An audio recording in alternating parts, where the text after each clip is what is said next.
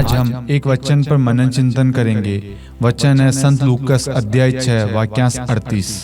वचन इस प्रकार है, दो और तुम्हें दिया जाएगा, दबा दबा कर, हिला हिला कर, भरी हुई, ऊपर उठी हुई पूरी नाप तुम्हारी गोद में डाली जाएगी, क्योंकि जिस नाप से तुम नापते हो उसी से तुम्हारे लिए भी नापा जाएगा।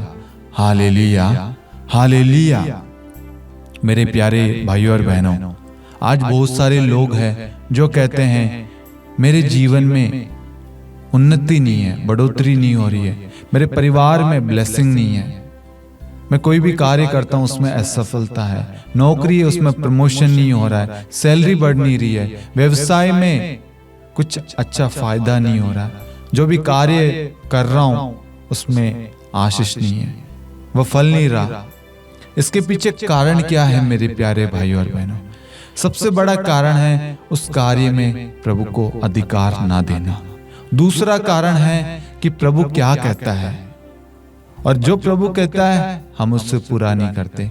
प्रभु कहता है यदि आपके पास में एक रोटी है और आपके सामने एक भूखा व्यक्ति खड़ा है, तो आपके पास में जो है उसके साथ आप बांटिए। एक रोटी आधी आधी आप खाइए, उससे प्रेम बढ़ता है और प्रभु आप दोनों को आशीष देता है। ये वचन मैंने खुद ने व्यक्तिगत अपने जीवन में देखा है।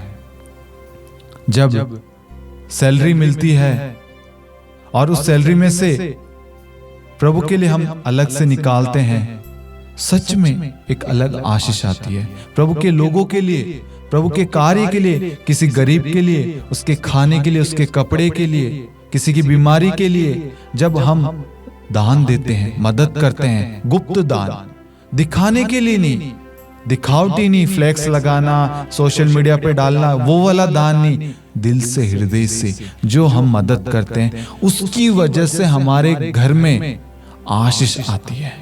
आज वचन कहता दो और तुम्हें दिया जाएगा। जब हम खुले हाथ, सच्चे दिल से, सच्चे मन से किसी की मदद करते हैं, किसी की सहायता करते हैं, अपने पास में जो है उसमें से किसी की सहायता करते हैं, प्रभु आपकी झोली भर देता है, आपके कामकाज को ब्लेस करता है। सुबह जब आप ऑफिस जाते हैं, किसी की सहायता कीजिए, किसी की मदद कीजिए। आपके पास में घर में रोटी बच गई है, खाना बच गया है, आप किसी को खिला सकते हैं, किसी की मदद कर सकते हैं। एक दिन आप उपवास कीजिए और वह एक टाइम का खाना किसी गरीब को, किसी आश्रम में आप भेजिए।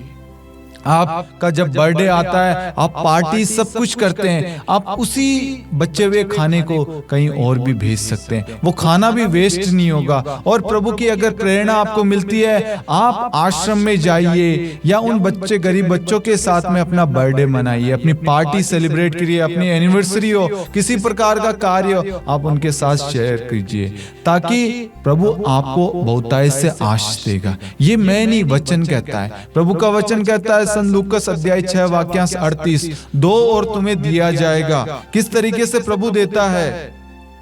दबा दबा कर, हिला हिला कर, भरी हुई, ऊपर उठी हुई पूरी नाप तुम्हारी गोद में डाली जाएगी, क्योंकि जिस नाप से तुम नापते हो उसी से तुम्हारे लिए भी नापा जाएगा।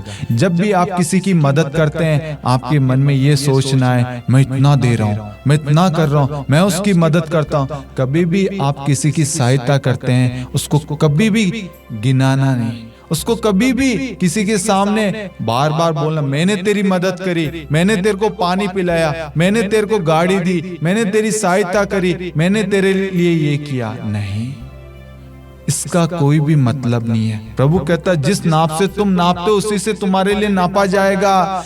आज आपने उसकी मदद करी, लेकिन आपने हृदय से, सच्चे मन से मदद करी है ना, तो कल जब आप मुसीबत में होंगे, परेशानी में, तकलीफ में होंगे, जरूरत आपकी होगी, तब प्रभु अपने दूत को भेजेगा आपकी सहायता के लिए। ये पर्सनल एक्सपीरियंस है हमारा।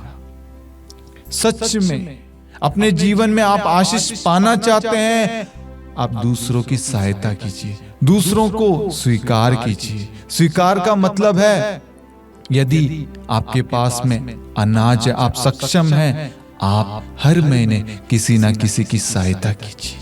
अपनी सैलरी में से कुछ अंश निकालकर आप लोगों को दीजिए। गरीब लोग आश्रम से, आप मत देखिए उनके पास में है या नहीं, पता नहीं कब किसकी परिस्थिति कैसे बदल जाए। आज हमारे पास में धन दौलत है, कल क्या पता हमारा कामकाज बंद हो जाए, हम भी फुटपाथ पर आ जाएं। किसी की परिस्थिति किसी के हाथ में नहीं है, सब कुछ ईश्वर के हाथ में। इसलिए आपके पास में जो है उसमें आप खुश रहिए और उस खुशी में दूसरों को सहभागी बनाइए।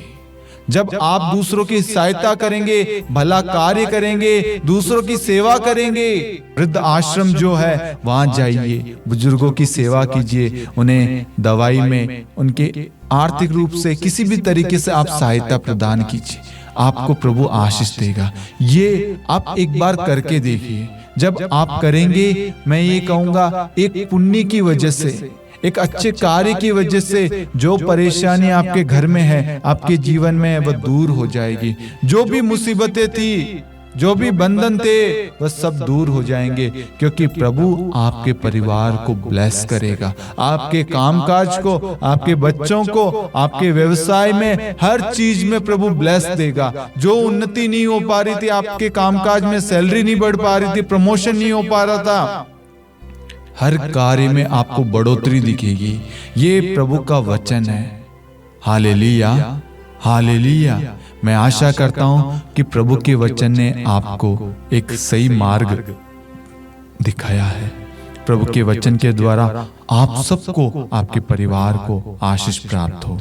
पिता और पुत्र और पवित्र आत्मा के नाम पर आमीन। जय यीशु सभी को।